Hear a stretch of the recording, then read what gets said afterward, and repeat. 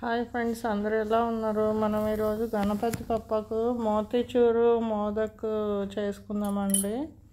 దానికి శనగపిండి మీ ఇష్టం, మీకు ఎంత కావాలంటే అంత తీసుకొని బాగా ఉండలు లేకుండా కలుపుకొని చిన్న చిన్న పకోడీలాగా వేసుకోవాలండి. ఈ పకోడీలు బాగా ఫ్రై అయిన తర్వాత తీసి కొంచెం చల్లారాలి. చల్లారిన తర్వాత మిక్సీకి వేసుకోవాలి. ఇంకో పొయ్యి మీద ఇంకో బాండీ పెట్టుకొని దాంట్లో షుగర్ పోసుకొని కొంచెం వాటర్ వేయాలి. షుగర్ మునిగేంత వరకు వాటర్ వేసి అది బాగా బాయిల్ చేస్తే తీగ పాకం రావాలి. ఈలోపు పకోడీలు చల్లారిపోతాయండి. దాన్ని మిక్సీలో వేసుకొని బాగా పొడి పొడిగా చేసుకోవాలి.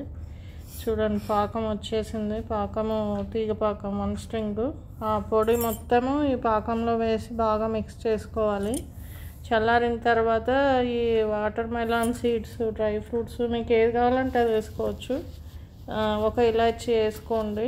ఈ మోదక్ మోల్డ్లో ఆ పేస్ట్ అంతా అదే దాని ఏమంటారు, మోతీచూరు అంతా మోదక్ మోల్డ్లో పెట్టి బాగా ప్రెస్ చేస్తే చక్కని మోదక్ రెడీ. గణపయ్యకి చక్కని మోదక్ రెడీ.